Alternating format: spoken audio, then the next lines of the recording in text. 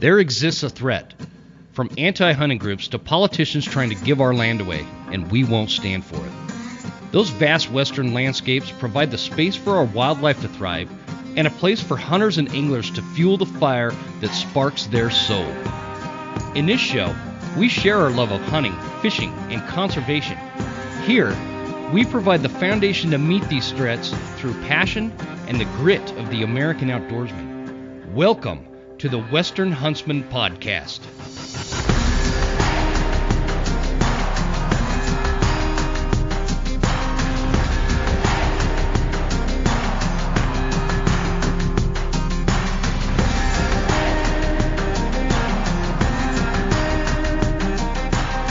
All right, ladies and gentlemen, welcome to this episode of the podcast. This is Jim Huntsman, your host, coming at you from the Broken Tine studio right here in Clark Fork, Idaho. Man, we are kind of changing gears with this one, guys. I'm really excited. I've got my new friend Philip Bowen on, who's all the way over in West Virginia. And Philip is one of perhaps, and this is saying a lot because I know a lot of musicians, he's one of my favorite musicians to follow.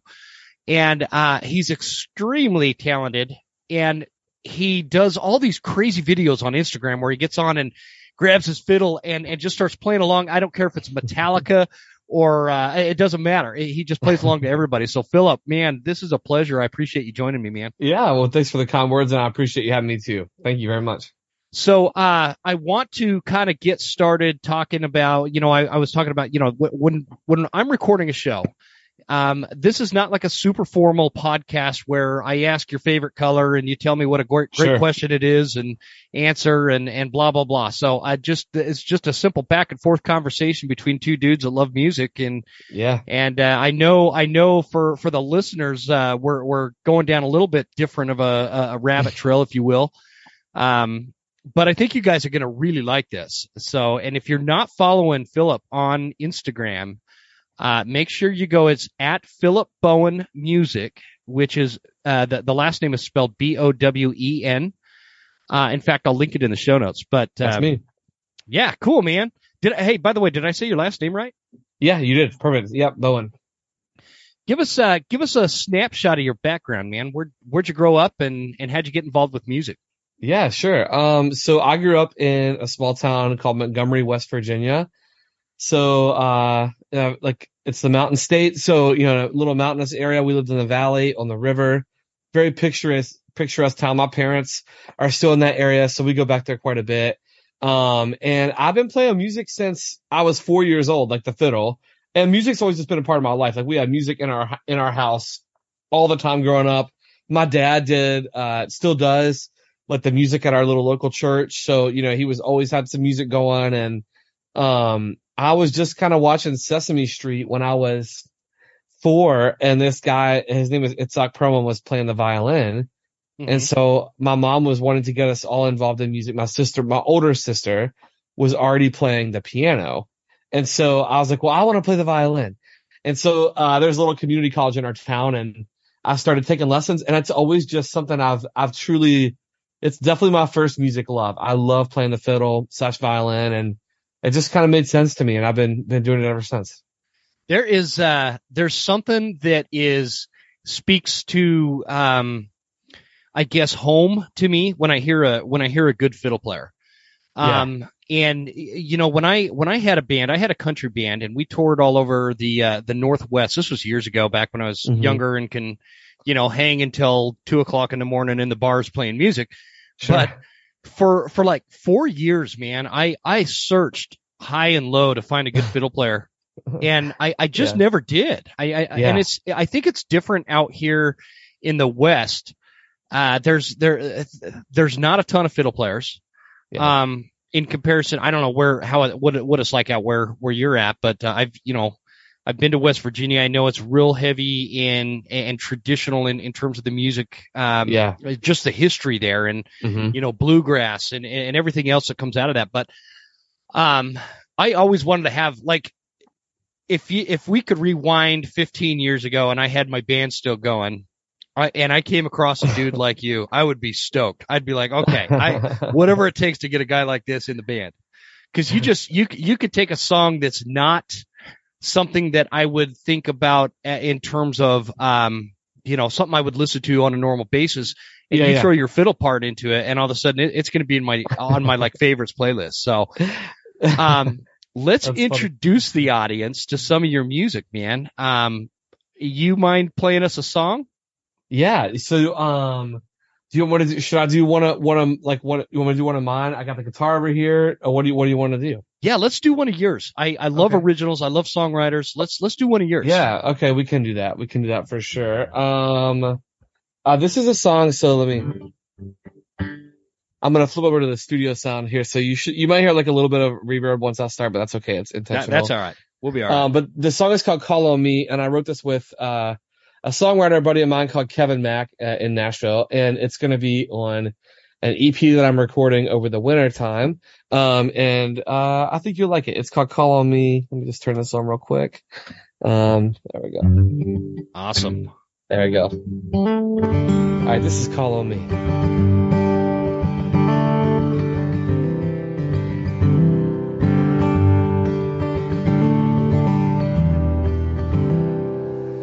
Do the best with what you've got. Take a little, give a lot. Be kind to those who don't have a friend. And call your mama every day. And don't ever act your age. And finish what you started to the end. So don't you get too big to dance with me. And never turn your back on family. Because what I know most of all is if you need help, big or small, don't forget that you can always call on me. And when you feel left behind, take a walk to ease your mind. Don't be scared to take the long way to get it right.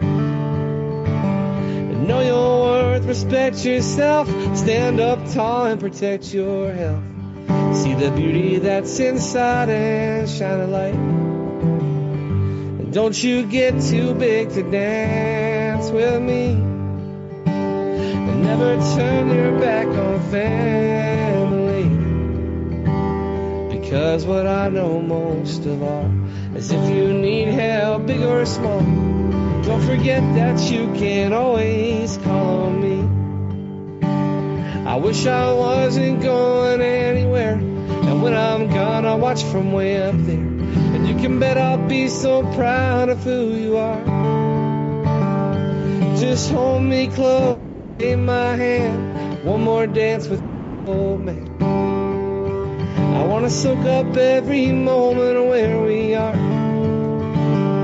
Don't you get too big to dance with me. And never turn your back on family. Because what I know most of all is if you need help, big or small, don't forget that you can always call on me. Okay, man. That's awesome. So, how does a guy, that is, I mean, the audience hasn't even heard. I don't know if it's even possible for you to do a fiddle song or not. But how does a guy play fiddle like you do, and then pick up a guitar and play it just as well? Well, I think that like music, the one thing about music is that at its core is it's just a language, right? So like there's different levels of proficiency of the language, and sometimes it maybe come to you a little more natural, a little more naturally. But I started playing the guitar when I was in college. Like a bunch of my buddies played the guitar, and I wanted to be able to do the whole singer-songwriter thing because I loved writing, and you can't really, at least I can't, like sing and play the fiddle at the same time. And so it took me a little while to kind of get it going. Like I got for my 18th birthday after that first summer at college, my dad got me like a little Fender acoustic with it had an instructional DVD with it. And so I just wore that thing out all summer.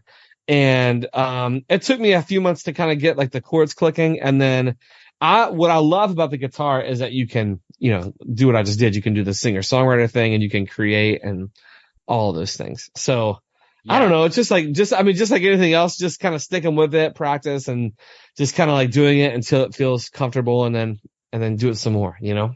I think some people just have more of a natural, I don't know, like there's a gift obviously involved in that, because I'll tell you, man, I struggle on the guitar.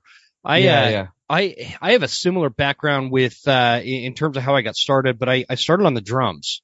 Yep. And it's still to this day, I'm in my 40s now. I'm super passionate about playing drums. And, like my buddy Garrett Weaver, if you're listening, Garrett, a shout out to you, brother. But you know, I was really passionate about drums, but about 17, 18 years old, I, like you, was really interested in the singer-songwriter side of things. And, but when I picked up the guitar, and I don't know if it's because I was so ingrained with the, you know, this rhythm side, the drums. That makes sense. I don't know. I just struggled. Like, you picked up the guitar and you play it you're a super smooth guitar player. And I love hearing that kind of acoustic music like that. And so it's just, I don't know. I'm like, I'd hate to use the word jealous, but I'm jealous of your ability to play guitar like that. Man, you know, it's like it's so funny you said it too, because I'm a pretty good fiddle player. I feel like I would go up against a lot of people on a fiddle. Like guitar, I know a lot of really wonderful guitar players that can like just shred like crazy and stuff like that. Mm-hmm. And really, when I set out to start playing, it was less about those like melody lines on the guitar for me, and wanted to be able to play that kind of rhythm guitar stuff with while I was singing. And so one of the things that you hear a ton in like a bluegrass or Americana style music, folk, country, is like those what you're hearing, which is called like the hammering and the pulling of the notes. So instead of just playing like two chords like this, you know, you're going like.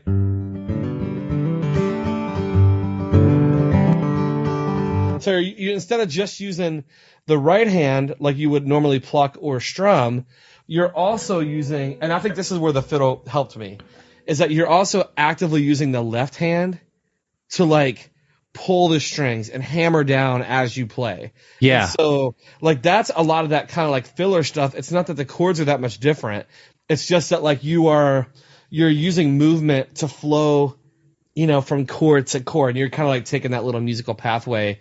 And when you add like a voice on top of it, it fills it out really nicely. You know, so that's you went super quiet on your mic just a second ago, man. Oh, did I really? Yeah, there you go. Now I got you back.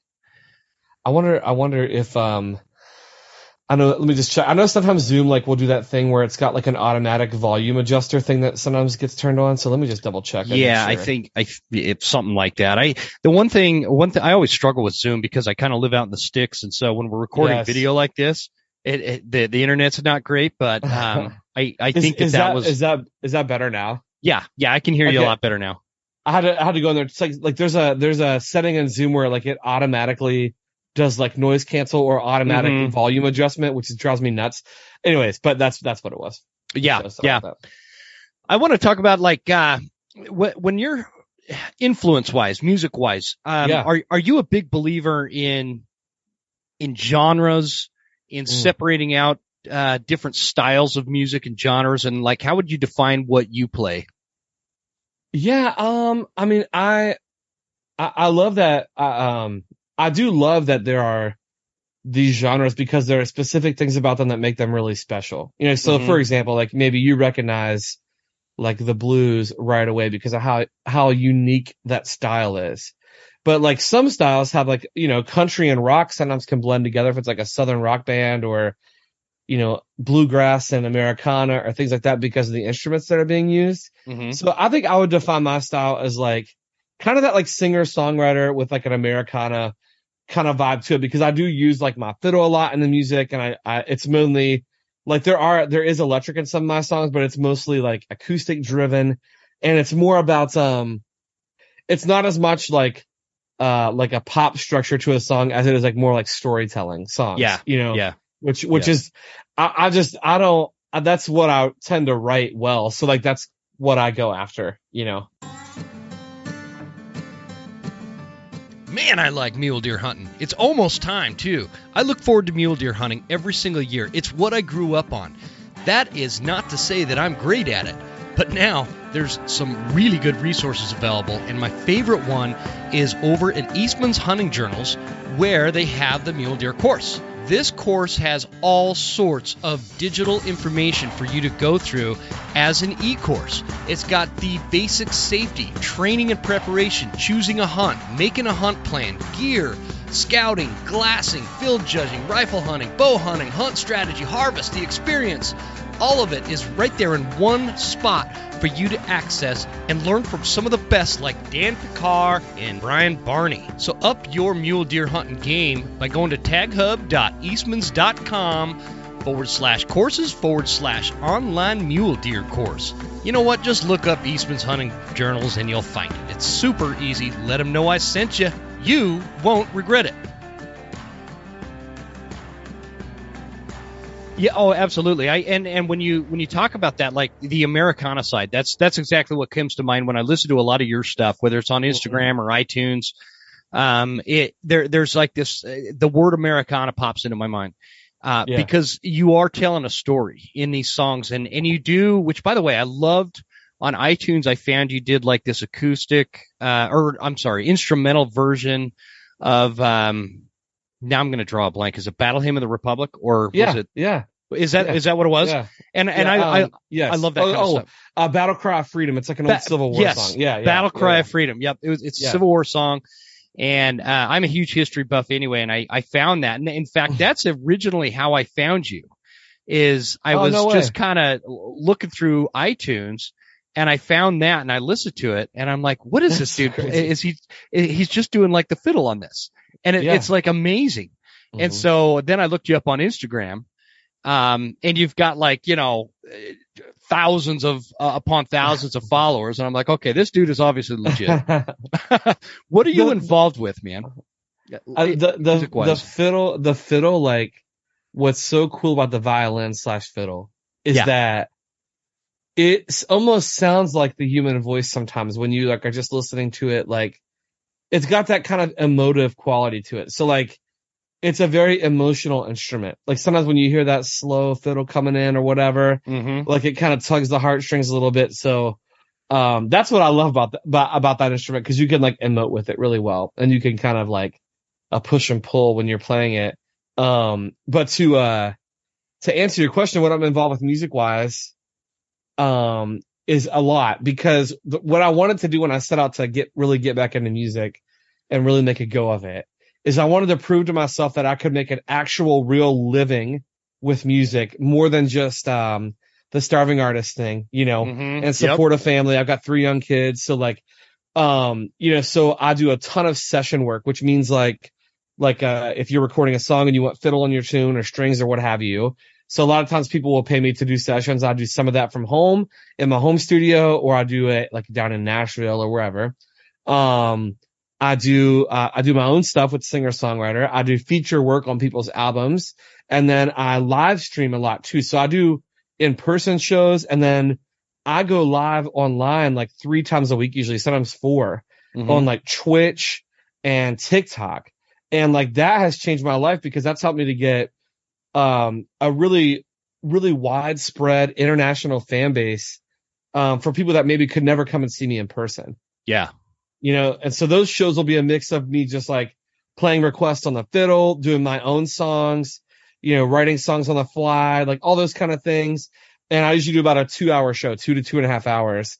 And I do that a few times a week. So it's definitely it's been a grind to build it up, but, that's kind of how I've been approaching it. So there's a lot of ways to skin the cat, but you kind of have to get all those streams kind of working for you if you want to make a real go of it in music. You can't just be like, at least for me, I can't just be a session musician. Like it's not, at least not at the beginning, it's not consistent enough. So what else do I need to do? What else do I like to do? And so it's just been a matter of kind of chasing down a dream and following kind of like what the opportunities that come up along the way, So have you been able to create that, Philip? Like is music your day job as well, or are you still dipping your toes into other things? Yeah, I'm still double dipping like in the corporate. So I have like which this helped me a ton. So I have a really interesting background on the corporate side of things. It is all digital marketing, which it couldn't have helped me more like than when music started popping off. And so I have a job that's mostly remote, pretty flexible. And it's like very steady. It pays the bills. It doesn't take up too much of my time.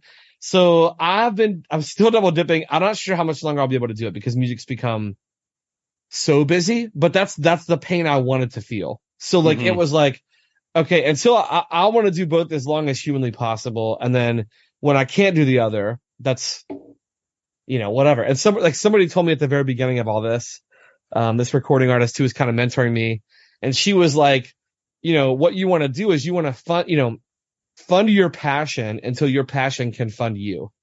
So like, in other words, that's a good way to put it. Yeah. In other words, like there's no, of course I'm like at the beginning, of course I'm not just going to like, I've got, like I said, I've got a wife and kids. Like I'm not just going to stop working everything and do music.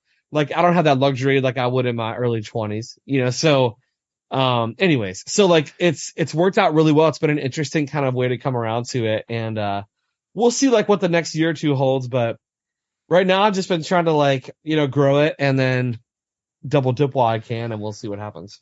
Well, I feel like you're on a roll, man. You just need to keep doing what you're doing because, I mean, it's amazing to watch, but at least with your day job, it is something that can kind of mesh well with your music. I mean, digital marketing is what you need to get your name out there. And I mean, that's how I found you. Now you're on some random hunting dude's podcast from Idaho. That's okay. Like I love doing, I was telling you that when we were emailing, like I love doing when my social admin team like, sent me the request that you'd sent in. Like I love doing different podcasts and stuff. One, because it's just an interesting way to kind of see what other people are doing and maybe, introduce yourself to some people that maybe didn't even know who you were before. That's always exciting. But then like I love I don't know, just like obviously I'm very passionate about what I've been doing, but it's been a lot of like just figuring it out. I try something, okay, that didn't work. Like before I didn't always have this like beautiful, studio set up behind me with the lights and the professional cameras and all that stuff. Like I used to just like prop my iPhone up against like a light stand, and I had like a lamp that I would tie with ropes to my old desk. So I'd have some soft lighting. Oh, wow. And then I would try to like figure out a way to make this work for, anyways, but like, so it's just bootstrapping, just like, okay, and then I can afford a little bit better this or that. I'll do that. And then let's go to the next thing and go to the next thing. So, it's definitely been a journey, but it's rewarding that way. Cause then you feel like when you get these big wins, you're like, yes, I worked for that, man. I grew that. So it's hard, but it's a rewarding feeling when you get wins here and there.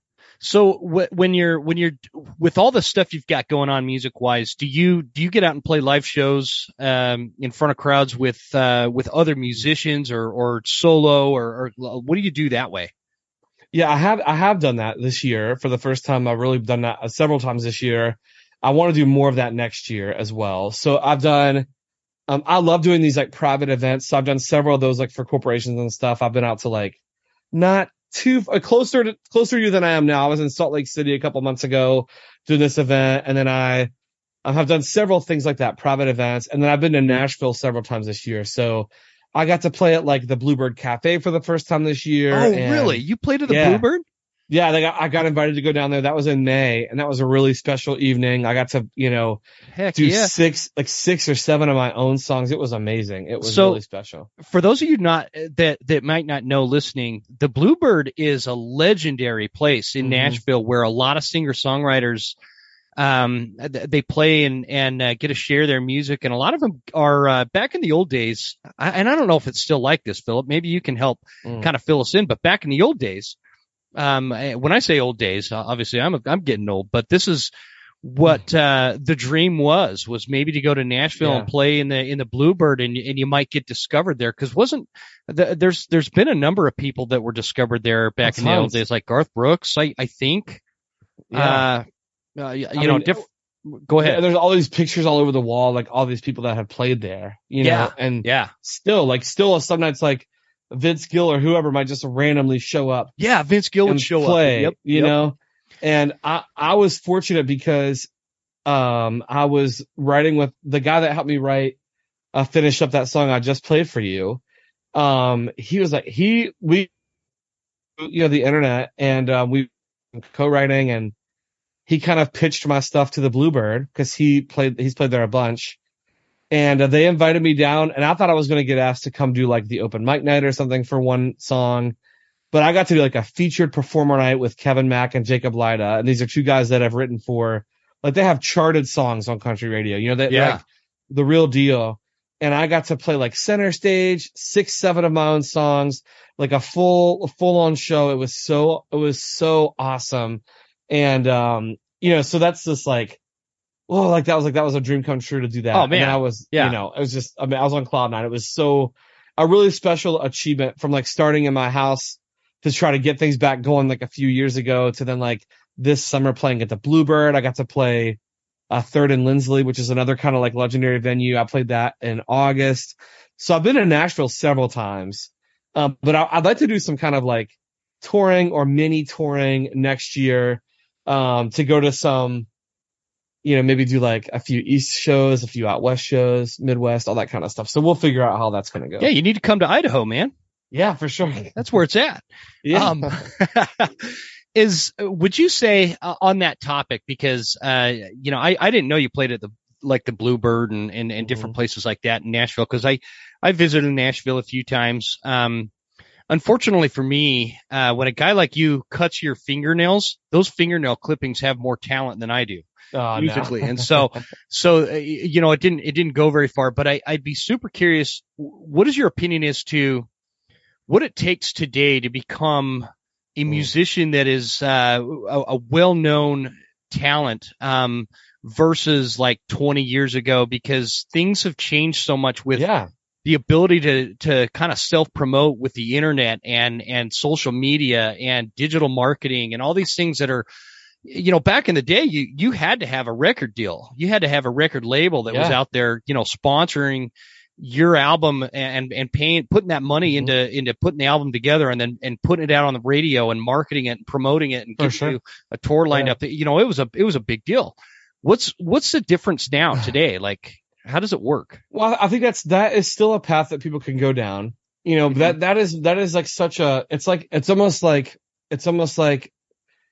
they always tell these college kids when they're playing college ball, like, oh man, the chances of you going pro is just like, even if you're amazing, and getting in the NBA lottery, for example, like, oh, it's just such a small chance. And I feel like to just go that route where you just move to Nashville or LA or wherever, and you just like play your butt off and you try to get discovered, like that definitely still happens.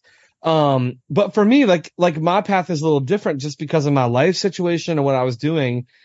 And there's never been a better time to be an independent musician. Like I've had several conversations with some smaller labels and stuff, and I just haven't found the right fit. And I enjoy my independence right now because I own all my own stuff. I own all my masters and all my publishing rights and all that stuff, which is great. But, like it's been a game changer. Like last time I was in Nashville, I visited a couple people's labels to do some co-writing or whatever. And they're always picking my brain about the social media stuff and everything. And I think that is like a true game changer. Cause like when stuff really started going for me on like TikTok and Instagram, like I'll probably hit 1 million followers on TikTok this year. I passed 200K on Instagram, like last week. And the thing is like, it's just a whole different ballgame where you can reach people you would never, like back in the day, like you said, even if I was out playing an open mic night or going to play a different bar or club every single night, 5, 6, 7 nights a week, I couldn't reach 1/10 of the people that I've reached, by doing the online shows. And so plus like when COVID was happening, that's how I ended up starting the online stuff. I was like, well, I made a commitment to myself. Let's just figure out a way to do this online. And so then it just like changed my whole life because that stuff started taking off. And so, there's something really special about performing live and like having the energy in the room. But at the same time, like I feel like I've done this kind of like hybrid way of going about it, which I don't know if it's the best way, but like it's worked for me so far to just get, build myself up, like, and like Spotify followers are notoriously very hard to get. Like, it's a true grind. And so, like, to build your fan base up to where you can go, and if a label's looking at you and you can be like, wow, you've already got 40,000 Spotify followers, like, that's a huge thing for them, because they may pour $100,000 into an artist just trying to get them, noticed. So anyways, it's a different way that you're marketing yourself. It's a lot of work, but if you can do it right, you can show that, like, it is possible. And I've done this completely organically. I'm not paying anybody to listen to my stuff. Like, I have true, like, dedicated fans that show up time and time again. And so then, that's what you want. You don't want. Yeah, I'm one of them. Yeah, fan. Yeah. Like, yeah, so for sure. I don't know. It's been an exciting journey, but I've had to learn a lot too. Honestly, like, and I'm thankful for a lot of the musicians I've met. Like, that just kind of answered questions and helped and all that kind of stuff. Yeah, I mean, that's the thing with I want to go back to what you were just talking about in terms of, like, being able to market and build it from this online presence. I wish that would have been available back. I had my band was we formed in 2005 and played absolutely nonstop until about 2009. And that's about when my first daughter was born there, and so. But it was, it's different. It was different back then in a sense that, like, you remember MySpace? Yeah, MySpace. We had a MySpace. That was it. But our idea of marketing is we had a tour bus, and we put the name of the band on the bus. Right. We'd pull up to these venues and park the bus out front, and that would attract more people to come in, and we'd max out these, big country venue bars at like 700-800 people. Yeah. But when you the problem with that is, these folks would come in, they'd have a great time, they'd dance, they'd enjoy the music or whatever. They'd get, inebriated as all get out, because they're country bars, and those seem to be, more rowdy than any other club you go into. Yep. But that was it. I mean, there was that was like the option. Outside of actually moving to Nashville. And for me, because of my hunting background, I didn't want to move to Nashville. I like elk hunting, and I like totally the West, you know what I mean? And so it's just an interesting dynamic these days. And I saw you got to play with, Charles Wesley Godwin. I really like his music. How'd you meet him? Dude. We met mainly through our West Virginia connection. We met online. Like, I was just a fan of, like, what he was doing. And so it's been a practice of mine since before I had 100 followers. Like, if there was an artist I really enjoyed, I would, like, let them know. And I would say, like, hey, like, I just want to let you know, like, I don't want anything. I'm just telling you, like, I really appreciate what you're doing. It's awesome stuff. And, so Charles and I had known each other through Instagram for about a year or so. And then I'm in the Detroit area right now. So I'm in Detroit. I go to West Virginia quite a bit. I'm in Nashville quite a bit. And him and Zach Bryan were coming through Detroit. And he was like, hey, why don't you come hang out with us backstage, and, like, we can record a video and just play music together or whatever. So, like, that's kind of how that came. So we finally got to meet in person, because we were going to be in the same city at the same time. But yeah, like, really, really great songwriter. Super honest, great storytelling. Yeah, love that guy. He's amazing. Yeah, he does that song. In fact, that's actually where I found that is you played fiddle over the top of Seneca Creek. Oh yeah. And just like that's like my kind of music right there. Really like that kind of stuff, and I love the way that you put that fiddle touch to it. Is there a way you could do, like, a fiddle tune for us? Yeah, sure. Give me 1 second. It's like I have to take these off so I can reach it. 1 second. Oh, you're good, man. Yeah, I'll just talk, guys. While you're grabbing that, so you guys listening should let me pull this back up again. He's Philip Bowen Music. It's at Philip Bowen Music on Instagram. And if you guys are music nerds like I am, and you just like talented people and following people that do authentic music, like real music, it's a great page to follow. And you can get his stuff on iTunes. You can get it on Spotify.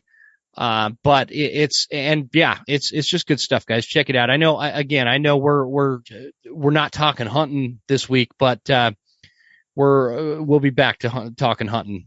Obviously, I'm actually just out of the field, guys, chasing some mule deer lately, and so we're gonna get back to that. Are you back with us?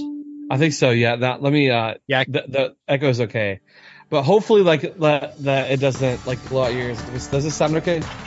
There is only one call company here at the Western Huntsman, and that is Phelps Game Calls. Born out of hunting and the necessity to make the best calls on the market, Jason Phelps started this company in his garage back in 2009, and now he's got some of the finest lineup of elk calls, turkey calls, predator calls, waterfowl calls available on the market. If you guys go to the website, check it out and get what you need. And if you're in the market, when you go to checkout, use promo code Huntsman10 for 10% off. Whether you're just getting started or have expert level calling skills, check it out at Phelps Game Calls. Get them close. Hoffman Boots is a fourth generation owned boot company, a family of shoemakers based in North Idaho. I've been sporting a pair of Hoffmans for close to a decade, and I really like the Hoffman Explorer in the 8-inch. It's the best boot out there, so check it out at hoffmanboots.com, and you'll see the whole lineup of hunting boots and lineman boots and pack boots and everything else right there on the website. And if you choose to purchase a pair of boots, make sure you use the promo code all caps lock Huntsman10 for 10% off. Scree Gear, extreme high-performance hunting attire and gear that is scientifically tested, complete layering systems, and some of the finest merino wool products to keep you warm and comfortable, and it's all backed by a great company. What I really like about Scree is if you go to the website, they have these bundle options like the elk bundle or the whitetail bundle or the turkey bundle, all that stuff that'll get you completely outfitted for your favorite hunt. The starter bundle is a really good deal. Make sure you check that out. They've got the VIP sizing guarantee, and so you can exchange something if it doesn't fit right at absolutely no charge to you. Guys, it's a great warranty, great company, and at checkout, as always, use promo code The Western Huntsman for 15% off and free shipping. The Elk Collective, folks, the best investment you can make when it comes to hunting is what's between your ears. Having elk knowledge is what separates those who succeed every once in a while versus those who notch a tag every single year. So go to the Elk Collective and sign up. There's over 150 videos in this online course to teach you everything you need to know by some of the best experts to ever enter the elk woods. It's a great program at a great price, guys. And if you use the promo code, The Western Huntsman, you're going to get $20 off of your entire course. So instead of $89, you'll get it for $69. And now that September is over and we're into October and November and all these fall hunts, if you get it now, you're going to have an entire year to go through all this course. And believe me, you're going to need it. There's so much content in there. So check it out and use the promo code, The Western Huntsman, all one word. Last but not least is Tacticam. Guys, you know I've been using Tacticam for a very long time. I really like my Tacticam 5.0s. I like my Tacticam in the wide lens, so you can get that kind of wider angle and shot. They've upgraded now. They've got the Tacticam 6.0, which is super cool. I can't wait to get mine. And also the cell cams. Don't forget about the Tacticam Reveal cell cams. They've got a bunch of different series of these things, and I've got them all over my property, so I know what's going on at all times. Whether I got a bear that's coming after my chickens, or if I have an intruder down at the driveway, or if I have a giant monster whitetail buck over in my hunting spot, I know what is going on at all times. I love my Tacticam Reveals, guys. Check it out at tacticam.com. Let's get back to the show. Here we go. I know it's weird. Sometimes we do shows where I'm blowing on a bugle tube, and we're talking elk hunting, and the microphone doesn't pick up the high pitch of it. It's super weird. It just totally cuts it out. It's like auto suppressing it. So can you hear me okay right now? You're quieter than you were, but I can still hear you. Okay. That's okay. Yeah. Okay, that's fine. It's just because I think it's just because I turned that suppression thing off. So that should be a little bit louder. Yep. All right, so let's see how the fiddle sounds. Let me know if you can hear it okay. Oh yeah, there we go. Perfect. All right. I'll play a little bit of Country Roads, all right? All right.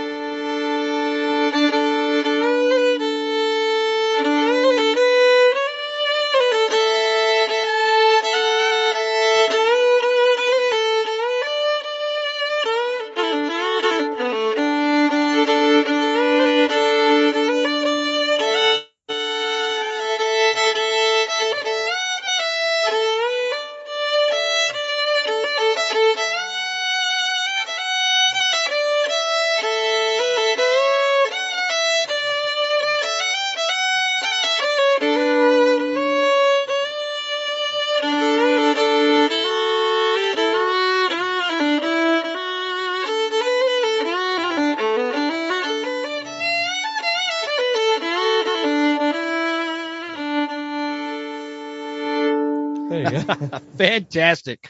You need to just find your way out to Idaho. I'll let us a big campfire. Yeah, man. And we'll sit around and play music all night, man. I know that's great. Like that's kind of how I used to like. I mean, I never stopped playing music, and like for a while, party trick that I would do. What you see on Instagram and TikTok and stuff is that I'd be like, no, like whatever, put on any song, it doesn't matter. I'll play over it. I'll play with it.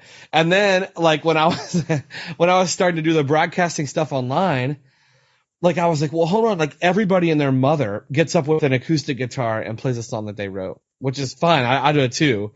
But I was like, what do I do that's a little bit different? Because I wanted to get a bigger audience in.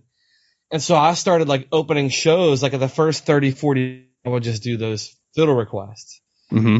All right, I'm going to play an original, do some more fiddle, play an original. And then people started asking for originals. And so it was just like a way to get lots of people in the door. Yeah. Do something different, So that's how heck yeah. And that's what's cool about watching you, man. You posted something a few days ago, whenever it was, you're like, I'm going to put some fiddle to Enter Sandman. By Metallica. And I'm like, no way. How's he going to do that? It's just such not a fiddle song. And so, and I love that song. I love all types of music and man, you pulled it off. Yeah. It sounded awesome. And what, that's my goal. Yeah. Oh yeah. You nailed it, man. I love it. And that's the thing. I mean, you go from that to playing Seminole Wind, to, what you were just playing there. Why am I drawing a blank? The John Denver song, Country Roads. Yeah. And my band played that song. And so I don't know why I'm, and Where the Green Grass Grows. Yeah. All sorts of stuff. So, a lot of stuff we talk about on my show when we're talking like hunting, where I'm a lot of it is trying to inspire maybe young hunters, people just getting into it, and starting their career out in the hunting space. And we want to teach them the right way and the correct and the ethical way and all that kind of stuff. So, in that spirit, what do you have advice? Let's say we've got somebody that's, the 20-year-old version of you that wants to kind of make an impact in music, and it doesn't matter what genre they're pursuing, but would you have any advice, like maybe epic mistakes you made and you would want to head off at the pass for somebody else trying to kind of follow in that path? I think that it's really easy to, one of the lessons that I learned really early on is that people will line up around the block to tell you what you cannot do. Like you will never find a shortage of people that are friends, family, it doesn't matter who. People will find a way to let you know, like, do you know the odds? Or are you seriously going to do that? Can you really do that? So like one thing is that obviously the confidence thing just comes from, persistence. And I have a little note card on my desk and it just says, create something every day, even if it's something small. And that's been on my desk since the beginning of 2019. And what I did with that is I made a commitment to myself to every single day I was going to touch something music related, even if it was just a verse, just spending some time trying to write, playing, whatever. And that honestly changed my life because I really believe in no matter how talented you are, you can't escape the work. Like there's no escaping the work. There's no substitute for the work. Right. And so like everybody loves the story of like, oh, this person just walked into wherever and somebody heard them singing and now they're a big superstar. Maybe that happens once in a blue moon. But like if you're banking on that, whatever. It's never going to come your way. Your odds are better of winning the lottery.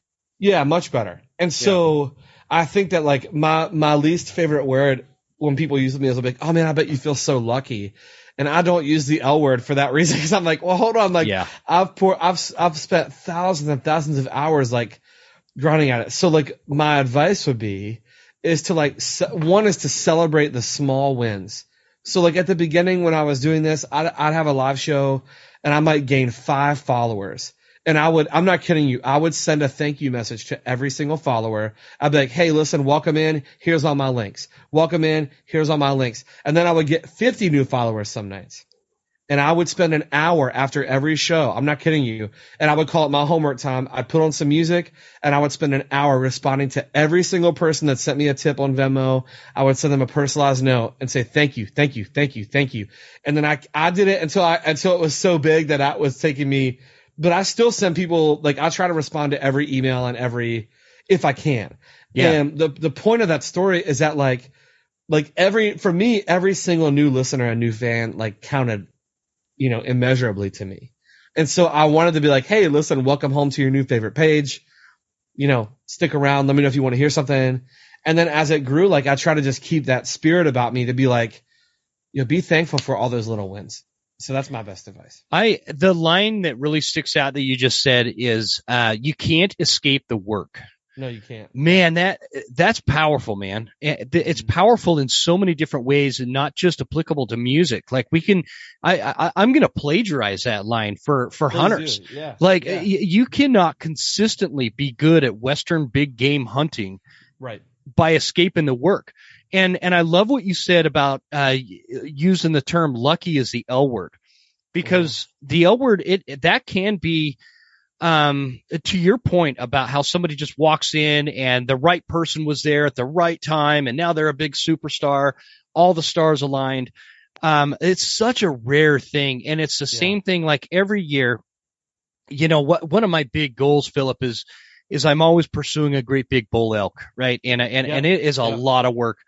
But there's always the story of somebody who pulls up to a trailhead, walks 10 feet from the truck, and there's a giant bull elk standing there, and they get the whole thing loaded whole in the back of their truck, and on the way home, it's like, that has never happened to me, and it never will. I just don't see it. And so I know that it does happen, but the danger in something like that, or somebody pursuing music, the danger in stories like that is depending on the luck aspect of things, because it doesn't matter what you're pursuing in life. Right. There is no escaping the hard work, and luck is not going to get you there. You have to put in the work, and luck will maybe align with things and help you out every once in a while. 100%. I love it, man. You got to be present to win, as they say. Like you show up and you just keep showing up, and on days that you don't feel like it. And I'm not saying it has to be like this with everything in your life. What I'm saying is another little saying that I love that somebody told me at the very beginning. I was like, oh man, I was complaining about something that didn't work out. Can you turn your mic up just a little bit more, Philip? Sorry about that. Oh, no, it's no problem at all. There we go. There we go. Yeah, perfect. No problem, man. Somebody had told me, I was complaining about something that had gone really poorly for me, or I didn't go like I wanted it to go. Mm-hmm. And I was like, oh, and then what'd you do after that? And I was like, I don't know. I took a couple of days off, and I tried not to think about it. And they were like, well, hey man, this person said to me, if you dream about it, you need to be about it, right? It's not like you feel good today, so you're going to do it, So with music, which is a passion and a dream of mine, I'm about it, whether I feel like it or not. Maybe if we've had a tough day with the kids or whatever, that doesn't mean I never take a rest. Rest is critical. What I mean is that, you just keep showing up. And when you throw in the towel, that's when you're, it's over. So you just got to get up, wipe the dust off, and just keep going. It doesn't mean you don't make changes, but you just kind of crack on. And that's when some of the best things have happened for me. Is oh man, I didn't feel like it, but I said I was going to do a show tonight, so I go to a show, and then something really awesome happens during the show, and I almost didn't do anything that night. Yeah. Those seems like it always happens that way. Yeah. No, it's funny you say that. Sometimes I'll line up, maybe a podcast guest, for example, and I think, man, I don't know about this one. We didn't connect in our. Usually, I talk to people on the phone before they come on the show. You and I, that was an exception with you. Yeah. But something won't click, and I'll kind of second guess whether or not I want to pursue recording the episode. And then I get that individual on, and it ends up being one of the better episodes. And it's like, okay, wow, I really misread that situation. And so it's just, there's so many lessons. This is what I love about things that people get passionate about. Yeah. Music is one of them. Some people, they're passionate about other forms of art, or they're passionate about their career doing, whatever it is they're doing. Some people are very passionate about hunting like me.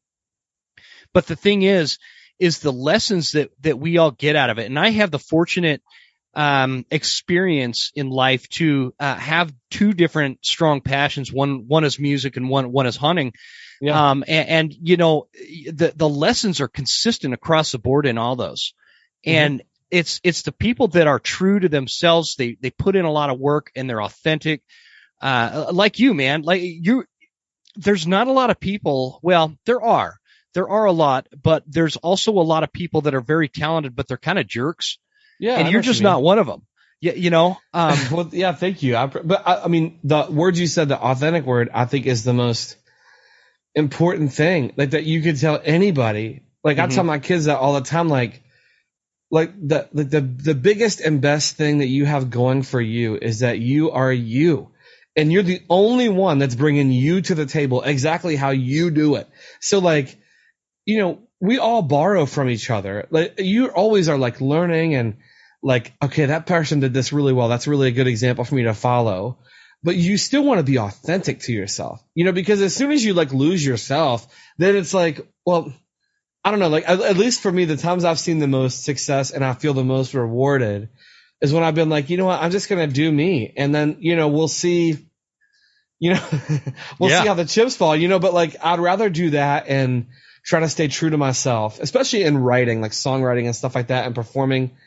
But, I don't know, like I'll try my best to make time for people too. Like when, like these days, if I'm in the airport and people want a picture, they want to say hello or whatever.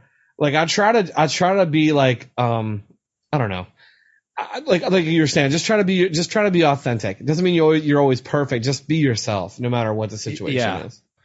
Yeah. And that's, anybody who's authentic is never perfect because we know that doesn't exist. Right. And so correct. Yeah. I try to be as, I feel like I'm an authentic guy, but I'm far from perfect, man. So I hear that. Yeah. And I hear you're planning on this winter recording, an LP of like 6 or 7 songs. Is that what you said? Yeah. Yeah. I think I'm going to do 7. And I'm going to do it with a guy named Zach McCord, who I've recorded some stuff with before. And so I'll do part of the album in West Virginia. I'll do part of it in Nashville. And, that's my big project. We're just trying to finalize the song list. We're going through some of the pre-production stuff right now. And then, and then hopefully I can release that like in the spring, next year. And I don't know, we'll see. I got that hiccup. I'm sorry. No, you're good, man. I'm curious if, when you record that, is that, like production wise, is that going to be like full band kind of thing, or is it more of an acoustic thing? What's the goal there? Yeah, there'll be some acoustic stuff. Like I got to find a fiddle player. Just kidding. You don't know any? I'll have the fiddle in there, like acoustic. But I love I'll definitely use the piano on a few songs. Like I love that blend of acoustic and piano and like some drums. We'll have some electric and stuff too, but like, so some songs will be like full band and some will be more like kind of stripped, like more of an acoustic style, but it'll be like that. When you think of that kind of style of music, I want it to sound like me is what I want it to sound like. So, yeah, I want to use instruments that I love, and I have some great session players that I can call on to kind of help me bring it to life that I've worked with before. So I'm excited. We're just trying to sketch it all out right now and figure out how we're going to like execute on it, but it's going to be really fun. That's going to be awesome, man. I can't wait.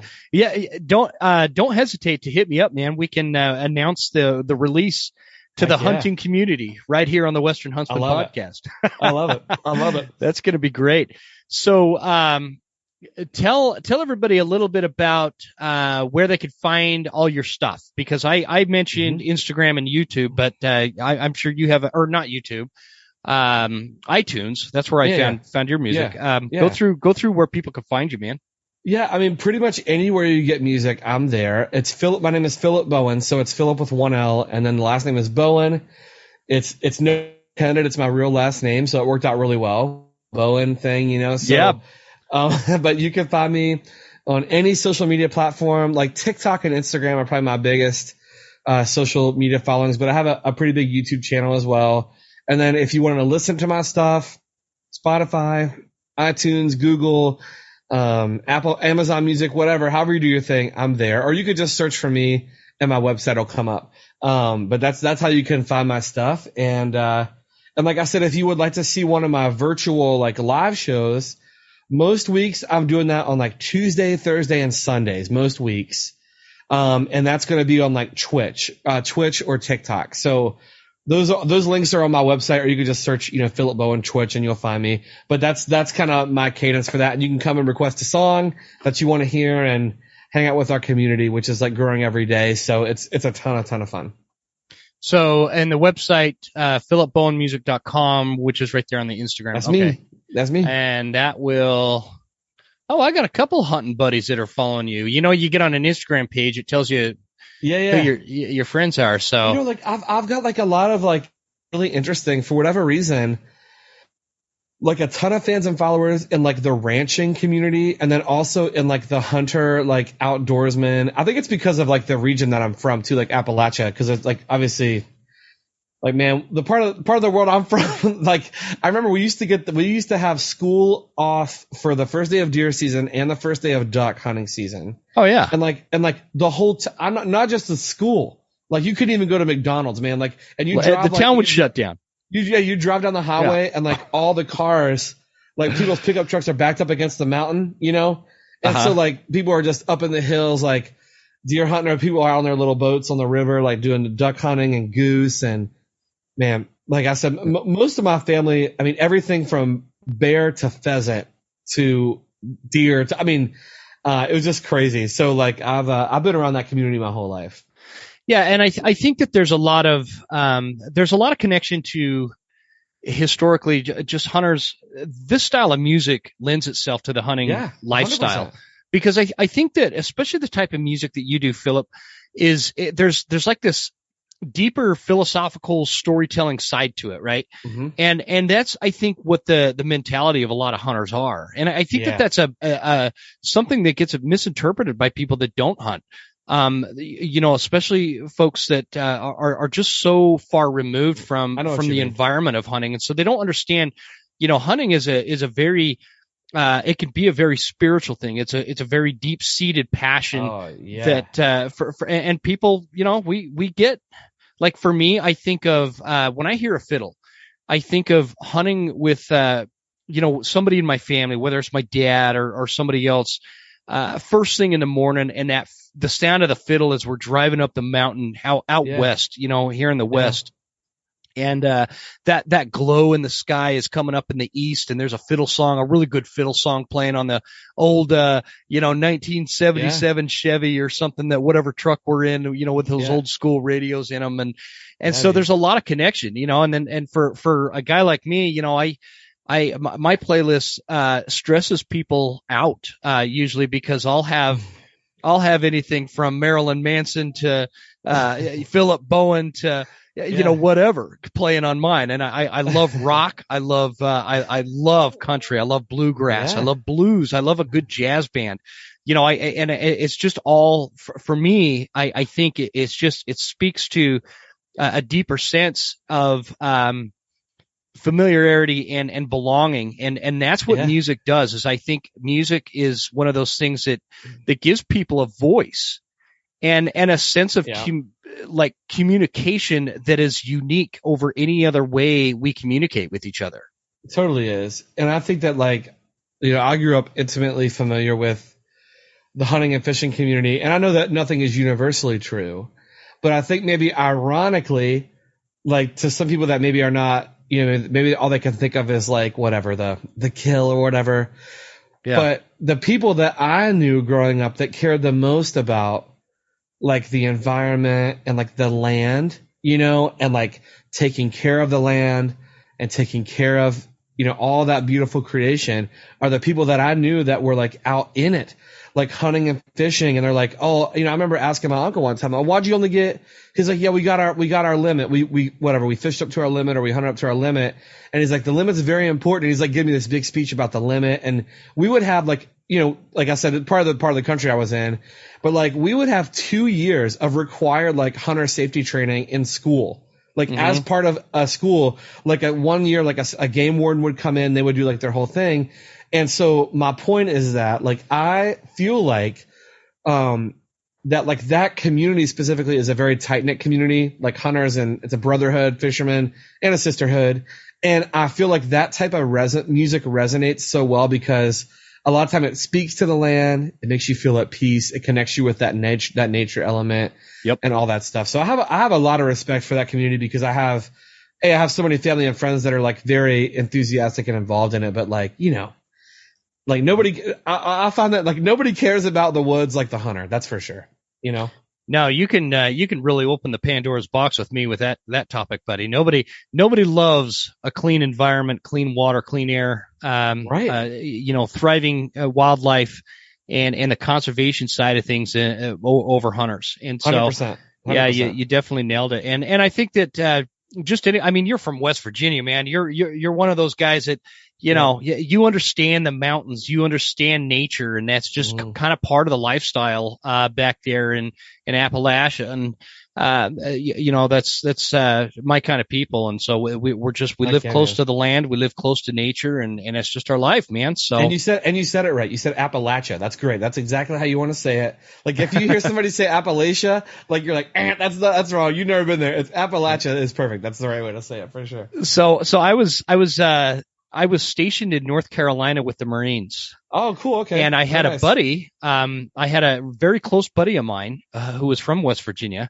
Nice. And he is the one. I was probably 19 years old, and I said Appalachia because I was from out west, and I was quickly corrected by my buddy Chris, who is from West Virginia, and he let me know that is not how you say it, and we had a big long conversation about it, and then his buddy. Who was also my friend, we all palled around, but then his other buddy, our other buddy, he was from Kentucky. And then I had to get his spiel, about how to properly pronounce Appalachia. So anyway, that's where that comes from, man. I love it. Well, do you have another song, on your guitar you'd like to close us out with? Sure. We can do that. I just like hearing you play, man. If you got one more in you, I'd love to hear it. Always, man. Listen, I mean, I always got a song, so that's not a problem. I kind of figured. That's not a problem. I kind of figured. This is my beautiful new Martin. I got this over the summer. This Martin D41. It's like, it's my new best bud. It's like the nicest guitar I've ever owned. And I was admiring it. I just love this thing. I was totally admiring it. It sounds fantastic. So if you're a musician, right? So this song is in. This song is in F major for the guitar players out there. If there's guitar players on the podcast that are listening. And my favorite, this is a completely unsolicited guitar tip, but my favorite way to play in F major for this style of music is to put your capo on the 5th fret and then use these like C-form chords because you could do so much beautiful movement, and still play an F major. So anyways, this song is called, I love it, man. I just learned something. This song is called Lightning Bugs. Can you hear me okay? Does that sound all right? Absolutely. Yep. This song is called Lightning Bugs. It's about being outside and nature and all that good stuff. And anyways, here we go. It goes like this.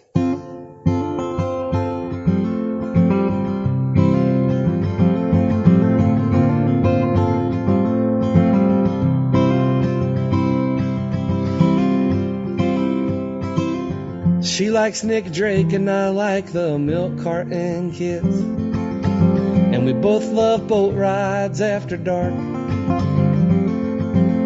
Sometimes we use my phone to find the constellations. And dancing on the water we can count the stars.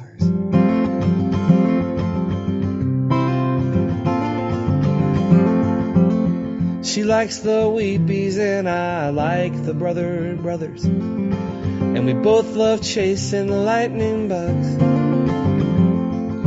Burning up the hillside with their little tails of fire. Glowing in the darkness like the two of us. She loves me well in any weather. She loves me when it's cold outside.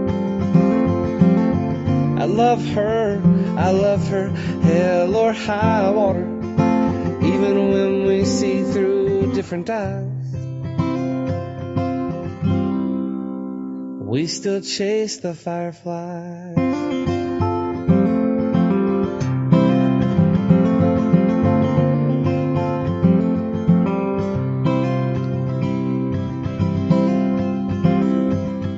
She likes Coldplay Live and I prefer Lake Street Dive. And we both love how concerts make us feel.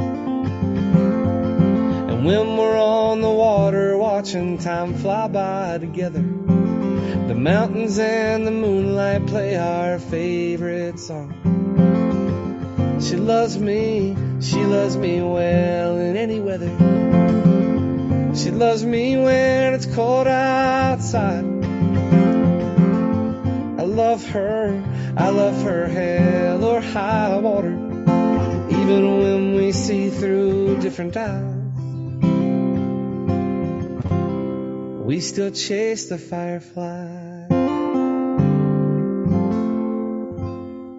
Yeah, amazing, man. There you go, man. Wow. I love watching you play guitar. I know the audience can't see that, but that is just great. And you're right about the way you played that, in that scale, the way you can, I've never even thought of that. That was amazing. And you can play like, it really simplifies, like, as you notice, like, I didn't play a ton of bar chords or anything, but you're doing this, like, like C, F, G, you can kind of slide up to that D chord. Mm-hmm. But it's a beautiful way to play an F major. And then you get all this wonderful movement. It sounds really open. And I play with my thumb a lot too when I'm plugged in, because that sounds softer. So, I do too. Anyways, that's how I do it. Fantastic, man. I love that song. I already have it on my playlist, actually. Thank you. That's a fantastic song. So guys, check it out. Philip Bowen Music. That's me. .com.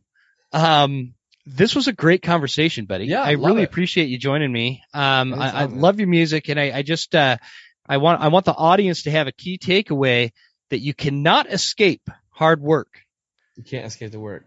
You can't escape the work. You're not gonna get the big trophy elk on the first time out. You know what I mean? It's just not gonna happen. Luck is for chumps, folks. That's it. You can't escape the work. I love it, man. Get out there on the trail, do your thing.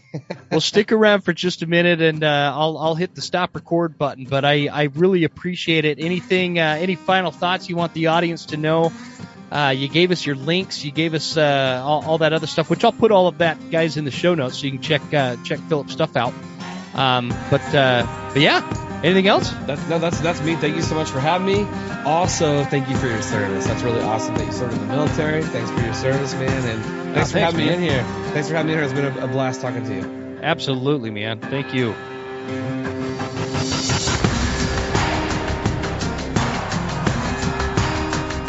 You made it. That's the end of the episode. Thank you so much for tuning in. Please make sure you're following us on Instagram at The Western Huntsman, and write us a good review at Apple Podcasts. Thanks, guys. See you next time. Stay Western, and I'll see you on the mountain.